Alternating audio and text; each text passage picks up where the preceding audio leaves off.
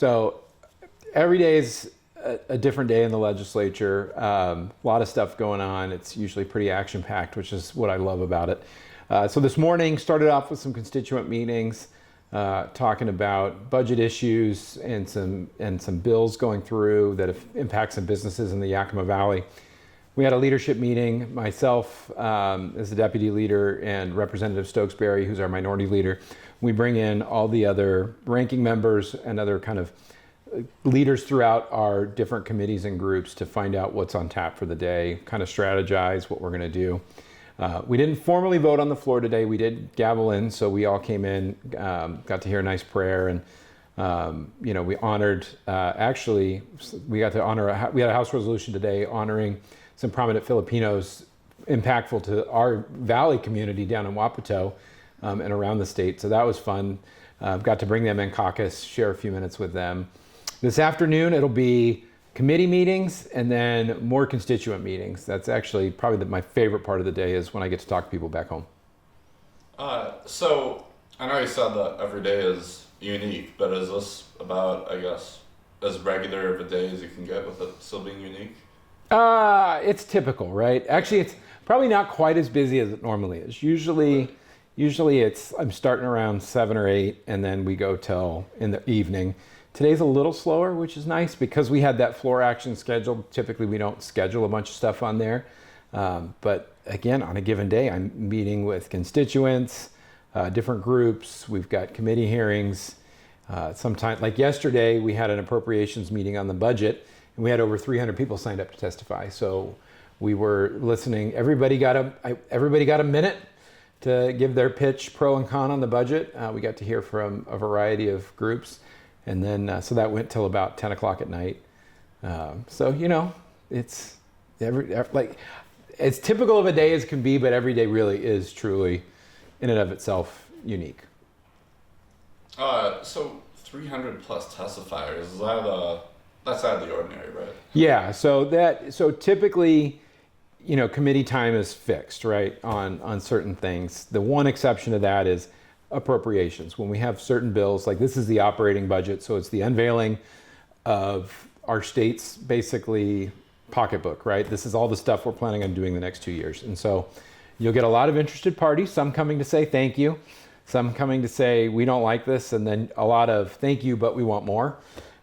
So it's always an interesting mix to hear where the budget is, because the budget is 1,300 some odd pages. It's huge, and there's a lot of details sometimes we don't see as legislators, like certain things we won't catch, but the community will catch, and they'll let us know, and that gives us a chance tomorrow when we go back to appropriations to run the bill. We can run amendments on it before we exec it out.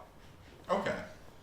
So the state budget, is that the most important thing that you do while you're here, or at least that you sign? So it probably has the most direct impact on all Washingtonians, right? Because this is where this year we're projected to spend $78 billion over the next 2 years. And that covers everything from our court system to schools, to police, natural resources, a lot of things that have a big impact on the Yakima Valley. So while we do other important bills, this one probably has the most direct impact, good and bad, on what happens in Washington State. Okay. So speaking of the budget, that's something that has been on the minds of a lot of people, including the governor. And a couple of weeks ago, he brought out his list of things that could be cut or to help lower the budget. Are you taking any of those recommendations? Yeah, so those were some good recommendations. There's some that we disagreed with, right? We're kind of compiling laws together. It's kind of a misnomer that I've been dealing with a lot and talking to people on. Everybody thinks that we're in a budget shortfall. And really the only reason we have a budget shortfall is that we've been spending too much money in Olympia. So it's not like our tax revenue's down. The state's economy has slowed a bit, but we still actually have projected tax growth currently without any changes. So even though it's weird because we keep hearing this conversation about, well, we're doing a budget cut. We're actually growing the state budget by 8%. So we're net on net, we're spending more money than we were 2 years ago, but calling it a deficit budget. It's logic that only works in Olympia and obviously wouldn't apply in any of our household budgets, that's for sure. So, what, why is the budget getting, I guess, growing more and more, but then also you're cutting and it's still a debt? Can you explain that? Yeah, that's a great question. So it's the short answer is this: we will pass, and by we, the legislature, will pass out broad programs and new types of entitlement spending, other forms of projects and stuff that will grow. And in order to get them passed, we won't fully fund them in the beginning. We'll we'll delay some of the implementation, so that way other legislative bienniums can deal with it. And so we've got a couple of those that are coming on board that will probably be pushed back. Like, for example, there's a child care entitlement that's coming down the road as part of the Fair Start for Kids Act. That'll probably get pushed back. That was set to start in this biennium. So there's stuff like that. Some of it is natural growth, right? If you've got, let's say, your social services, sometimes your caseloads will grow and shrink depending on the year. You may have more people that are engaged with our social services, whether it's welfare, Medicaid, stuff like that.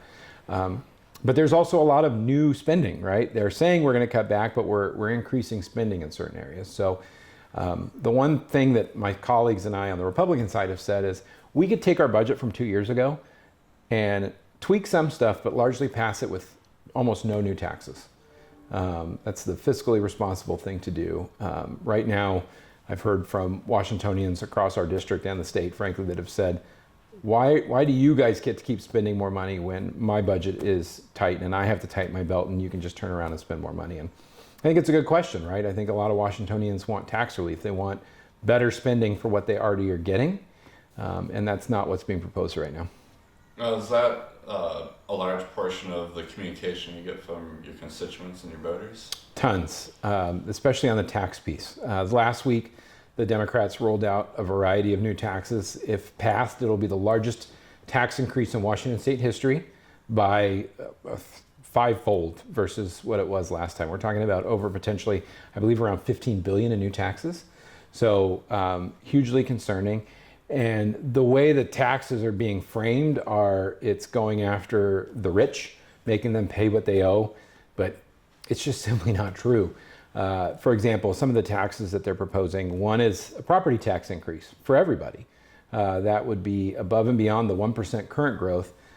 Some of the proposals have 3% with no limit with CPI. So you could see, 3, 5, 7% property taxes on the state portion year over year. That's going to impact everybody, whether you're a renter or you own your own home. Those costs come out of your money, whether it's out of your mortgage, whether it's out of your rent. Like, those things will impact your cost of living. Another proposal is raising some of our business and occupation tax, or B&O tax. It's again, it'll supposedly just hit business, but we know, economics show, that when businesses have those costs, they get passed on to the consumer. So you'll likely see higher prices around what you're engaging in, what you're shopping in. There's additional fuel taxes that may come down, making it more expensive to drive your vehicle in Washington state. And I think that's hugely problematic for working Washingtonians. I mean, the gas prices impact all of us. I mean, I'm shocked at what I'm paying now, and it's projected to get worse. So these things will take away money from people's family budgets, and I think that that's not the right way to solve the state budget crisis. To backtrack a little bit, how did we get here? And I said it's been overspending. In the 6 years I've been here, so the 3 terms I've been here, we have overspent revenues by almost $9 billion. So in the last 6 years, we outspent revenues. And we did that in a number of ways. Some of it was one-time federal money we got during COVID. We spent that on ongoing stuff. And the other one, probably the one that is most frustrating to me as somebody who's fiscally conservative and wants, to maintain a solid state budget, is we raided our budget savings account. We have an account that was set up to help us get through tough economic times, and the majority party raided it 3 years ago or 4 years ago and spent it on ongoing stuff. And so now we're in this predicament where we're short. Unfortunately, we're still not learning our lesson, and the budget being proposed now will put us in the same situation we are now in 2 years. Just ongoing spending that is hugely problematic. did you think that you would be the deputy minority leader when you first ran, or did you just want to be a legislator? So I originally ran because I saw Olympia that was growing more and more out of touch with the people that they supposedly were serving. I was worried as a father and a husband, really like trying to make that American dream happen, right? Family, owning a home. I saw that becoming harder and harder for not just me, but for other families in the Yakima Valley. And I wanted to be a voice that said, this has to stop. We have to change. And so when I set out, that was my goal, right? I wanted to protect families and businesses in our state. I wanted to make sure that when my kids get older, they have a Washington that they want to call home, that they want to raise my grandkids in, that is a place that's thriving economically for everyone. And we're headed down that wrong path. We've seen some of these bad ideas, out of other states like California, and how they've negatively impacted the people of those states. And I saw it creeping in there. So that's why I ran. Frankly, when I showed up, I didn't even know where the bathrooms were, right? But quickly fell in love with the work that I get to do here because it has such a direct impact on our people in our state. Whether that's on policy is a huge component. And I often will spend time, like when I go to classrooms or have students come in, I explain to them that, everybody tends to focus on the federal government, right? The other Washington. It gets the most media attention. But the actual day-to-day impacts on your lives happens at the state and local level. And so whether it's on policy that I can help fix, or even more important than that, is helping constituents with issues addressing state government. When there's a challenge, when they're stuck in the bureaucracy and they call my office for help, I love doing that because I can either fix stuff, whether it's they're having challenges with their unemployment claim, they've got an agency that's delaying a permit, or they've got issues with that, and they call me. I'm here to help. Like, that's what I like out of this. I definitely was honored by my colleagues to be deputy leader, and it means I get to have a lot more responsibilities around here. That means later nights than an average member sometimes, but I'm happy to do it. The work is meaningful, and I will say this, I was surprised at just how much I enjoyed the work. I didn't know how that was going to be going in, but I love fixing things, and I love fixing things for people, so that's been really good to do. Well, I just mentioned you love fixing things and helping out people's day-to-day. Can you give me a quick highlight reel of how you think you've done that so far? Ooh, I hate bragging. So obviously I think there's always room for improvement. I think I've done a pretty good job. I'm not perfect. We are a citizen legislature, so we are a part-time legislature. It's the most full-time, part-time job I've ever had, right? Because when we leave here, we're expected to go back to our other jobs, right? Or be it our other aspects of our community life and our personal life. But the job as a legislator doesn't end. We're still fielding those calls, those questions, those issues. A lot of it's fun, right? I get to get tours of stuff that's going on in my district. I get to understand how the state runs at probably a more granular level than most people. So those are great opportunities. But again, I still get to keep helping people. So that's where it's fun. But it is work. I mean, throughout the year, you're constantly moving and doing and trying to help solve problems. So I totally lost track of your original question, but how did I think I've done? Always room for improvement, always could be faster on some response times, but when it's one person and you have an assistant during session, we're doing the best we can. And I think I've done a pretty good job at representing my constituents and being a voice that matches the values of Central Washington. That's actually a great transition into something else I want to ask about. Your assistant. I mean, obviously, if I want to call you, I get her first. Is she somebody that was assigned you, or is she someone that you've known for years? Or? So she's actually, since I'm new to this role as deputy leader, we had an executive legislative assistant because they're handling a lot more than just a standard LA, because they have to coordinate my schedule along with my leader's schedule. So there's a lot more day-to-day that goes into it. Sometimes the level of communication meetings is a lot higher. We're meeting with a lot of, we meet with heads of state sometimes when they come in, consulates. So there's a lot more to it. So she's new. She was in LA here. She was recommended to me. We did an interview, and I was like, this is going to be a great fit. And she's done awesome because she keeps my head on straight.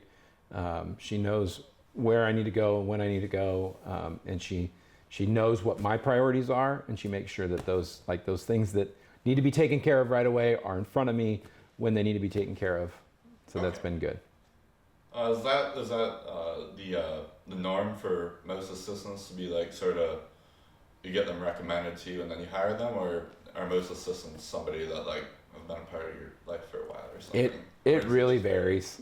I know, like my first LA gal who was with me forever, just retired. She actually was my predecessor's LA. And so it was great to have an experienced LA when I was new here in Olympia because, again, didn't even know where the bathrooms were.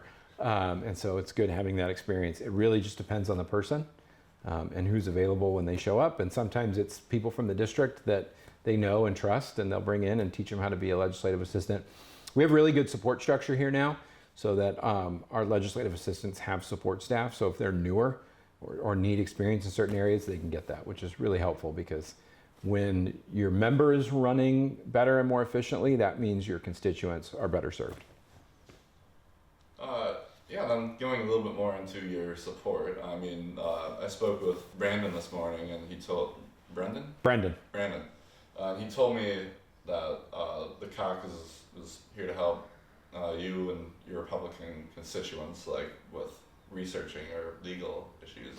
Yeah. I guess.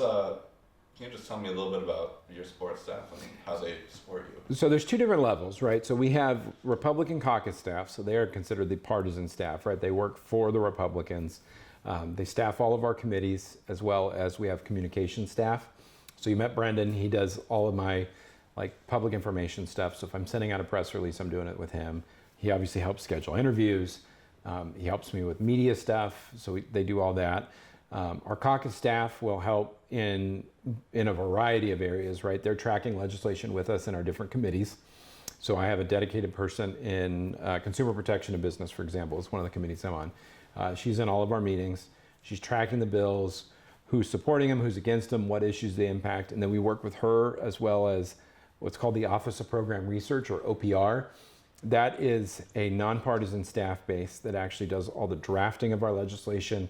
They work with our code revisor's office to make sure that what we're writing is legally accurate, technically accurate, so that it's not going to cause problems down the road.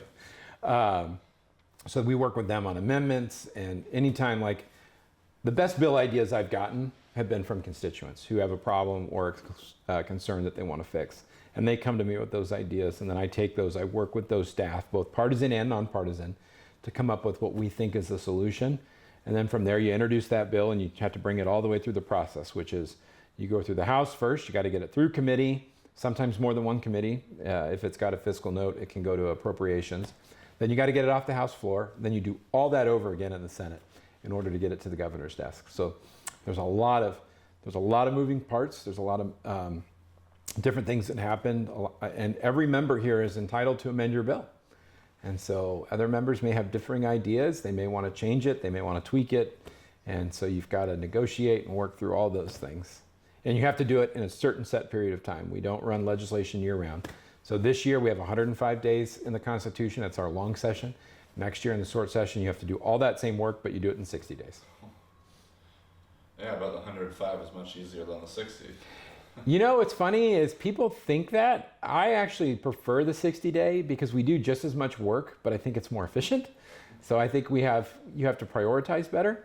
And I think the people of Washington State would largely agree that the less time we spend here, the better it is for their lives at home for the most part, right? We do some good stuff, but I think there's no doubt we do a lot of things that I think are not the right direction for Washington. So having a I guess a narrower focus during a shorter amount of time means that typically you're doing less crazy things.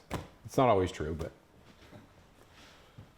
Last time we spoke, you told me that you made a promise to your party that you wouldn't prime sponsor any bills, but instead give it to other legislators who are more experts or centered on that subject. How's that been going? 0 bills. I've co-sponsored some stuff, but I have not prime sponsored anything. When I've gotten issues that have come up from the district, I'm finding who the best person is to run that, because most of my time is spent fixing other problems and helping other members. And so it's good for my members to know that I'm not distracted by my own pet projects or pet bills when I can be focused on their stuff. And so I think that really helps me be more effective as the deputy leader. Is this your first year of doing that? Yeah, so this is my first session as deputy leader. Prior to that, I was the ranking on appropriations, so I was the lead Republican on the budget. Hence why I spend so much time talking about fiscal stuff, because that's been my world for the last 5 years. But yeah, this is my first year as deputy leader. I think it's gone pretty well. Always room for improvement, right? But we have a really good Republican caucus that is really focused on helping Washington and, try to make sure that we fund our core services, that we do what the state is supposed to do, and not get into areas where we probably shouldn't be. Remind me, do you come from a financial background? So insurance. Insurance, yeah. So financially related, I did a lot of auditing for insurance companies. So I have kind of a knack there, I guess, but not necessarily traditional finance. I work on the back end on premium auditing for a number of years. Okay. Yeah, that's what it was. I just don't want your listeners or your viewers to fall asleep if I explained it. Okay, well, I'm sure they won't.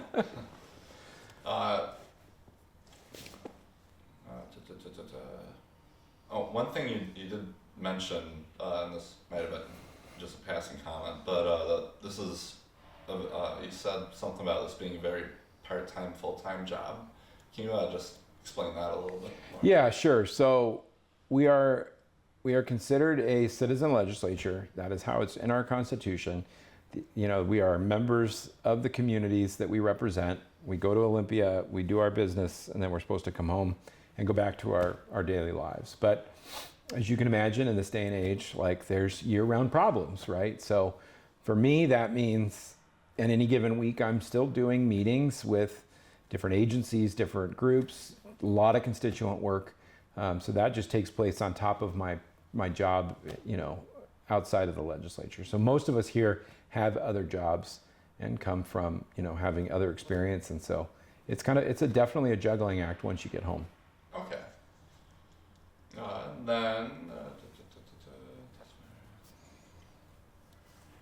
Is there, when you meet with people, is there anything that I feel like you have to explain that people might not know about how the legislature works?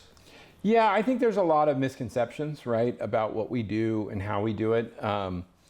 Sometimes it's having to let people know that I'm not involved in stuff in Washington, D.C., that I'm focused on Olympia stuff. I spend a lot of time talking about the budget and how things work. And there's a lot of frustration out there about how government runs, and I'm with them on that. And so it's trying to educate and walk people through the best way to handle agency issues and stuff like that.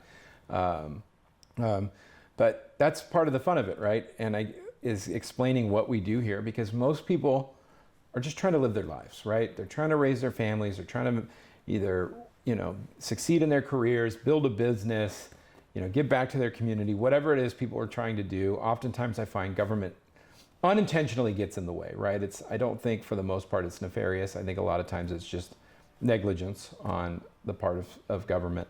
And so trying to solve that for people, because most people don't want to mess with what goes on here. They don't want to have to think about their state government on a day-to-day basis, and I don't blame them. That's why they send me here. So I try to help educate people because I want an informed citizenry. I want people who know what we're doing, but I want to get out of their way so that they can succeed, because when they succeed, the state does better, and that's good for all of us. And then you also mentioned a couple of times that you have to explain that you're in this Washington, not the other one. Is that what misconceptions come from that? There's some people that think I work in DC. There's some people that think that we can have active roles in impacting policy in the other Washington. So sometimes it's merely me letting them know, I can't do that, or or a lot of times it's, let's say, for example, last week, somebody reached out because they're having an issue with their husband accessing appropriate cancer care through the VA department. He's a military service member. And they reached out to me trying to find help to get this solved. I don't have any connections with the state VA or with the federal VA system, but I have connections with our senators and our congressional representatives. So I bridge that gap, right? So instead of them having to start that wheel over and say, all right, well, you just have to contact your congressman, I try to do a warm handoff, get them to the right person at Rep. Newhouse's office or at one of our senators' offices and say, here's the problem, I need you to help there, and then let them take it from there. So a lot of times it's a bridge, right? I may not be the right resource, but instead of me telling you to just go somewhere else, it's how can I hand you off to somebody so that you're not having to recreate that whole thing again. And you've been doing a lot of that bridge work, not just with going to DC, but also with your policy on sponsorship, right? Yeah. So like right before we had our interview, I was in a meeting because we've got a problem on a bill that we're trying to solve, and it was strategizing, okay, how do we fix this to make it implementable, right? Because sometimes we come up with ideas here in Olympia, both parties do it, that makes sense on paper. It may make sense for one community, but it may not make sense for everybody. And so working through those negotiations, like a great example of it is the right to repair bill, which passed the House floor almost unanimous. It was like 97-1 this year. It's died every year prior to that because there were problems in it that we had to fix through. So Representative Stokesbury, my leader, and I actually sat down with the Democrat sponsor and said, we want to get this done. We want right to repair too, but we've got to do it in a manner that provides some security protections for consumers and for businesses, right, with their intellectual property and certain things like that. So we spent a good 2-3 weeks working through those details where before it probably would have been a lot of no votes. It went out unanimous because we solved the problem. And I think that is the type of stuff that my constituents, people, just general Washingtonians, that's what they want to see done. They want to see the problem solved. They don't want to hear about the partisan bickering. They don't want to hear the blame game. I try not to do that. I'm guilty of it at times.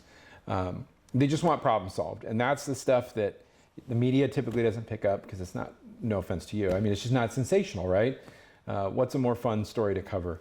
Bipartisan legislators sat down, spent weeks working through a problem to solve, or, you know, a fiery speech that it's emotionally charged. And that's a lot of what you see in the other Washington is Republicans and Democrats just yelling at each other, being bombastic. Again, the right and the left do it there to try to get themselves in the news. And that's what people don't like about politics. I was wondering if you've seen sort of a growth in intensity since you've been? Yeah, this year has been a lot more charged, politically charged. And I think there's a couple of reasons why. We have a new governor, and the new governor has come in and said, we need to reform government. He's actually said a lot of things that Republicans like, which was totally unexpected, right? He wants to make government more efficient. He wants to fund police officers. Like, there's all these things he wants to do that kind of go at odds with some of the more progressive members here in Olympia. And so that's set off kind of an interesting battle between Democrat on Democrats and Republicans over here saying, well, we think that's a good idea, so let's get that done. That's part of it. The new Trump administration, I've seen a lot more messaging bills that seek to go after federal issues that aren't in our purview because of who's in the White House. And I think, you know, I try to avoid those things, try to get people back on track, focus on what we can do. I think that's there. And then there's just, frankly, the spending piece. 3-4 bienniums of bad fiscal decisions have now caught up. And I hate to say I told you so, but we told you so. And like, we're now trying to help them solve that problem. So it's just, there's a lot going on. And there's just the general move that some of my colleagues from Seattle think that the state wants to be more progressive than it actually does. And so there's that fight going on. Okay. You just mentioned the new governor and a little bit of his views. What do you think of him right now? So he's new. It remains to be seen. I was, during the campaign trail, I was a vocal supporter of his opponent and had a lot of critical things to say about some of the stuff he was claiming on the campaign trail that I thought was not correct. But he's my governor, right? And what he does impacts my family and our constituents. So where I agree with him, we're definitely going to work with him. Like I mentioned, one of his first things he did when he gave his joint address to us after he was sworn in was talk about fiscally right-sizing our government. That's a Republican idea. I'm not going to oppose it now because he's a Democrat, right? That makes me a hypocrite. Funding for law enforcement. That's a Republican idea that we've been championing. I'm going to continue to champion that even if it's from him. Because to the other point, just because a Democrat's now proposing it doesn't mean I should be against it. And again, that's another thing that people just are so tired of around here is, well, if my opponent's for it, I should be against it. These are good ideas. And if they're good ideas, it doesn't matter who proposes it. So we've been very clear with the governor. We're going to work with you where we can. We want to help you do things that we think is good for Washington State.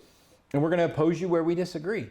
We don't have to agree with everything. We're going to do it in a respectful manner, but we're going to fight for our constituents. And so I think that's what people expect us to do, right? And so, again, he's 60 days on the job, right, ish. So it still remains to be seen. But if he's willing to do things like fix our ferry system, right-size our government, we're going to be there to support him on it. And if it's areas where we think are bad direction for Washington, we're going to oppose him. All right. And well, that is finally all the questions that I have for you. Is there anything I missed that you would like to say? No, I mean, I want people to be engaged here. I'm glad you're here. I'm glad you're able to show, hopefully, an inside glimpse of what goes on here. I would love to have more people come to Olympia, come visit my office, come testify on bills. We are your representatives. We need to hear from you. I would much rather have a constituent or constituents in this office chatting with me about their needs than, some random lobbyist. My decisions are informed by what I think is going to best impact the people of my district, which is obviously Yakima and the Yakima Valley, and then all the way down into Benton County.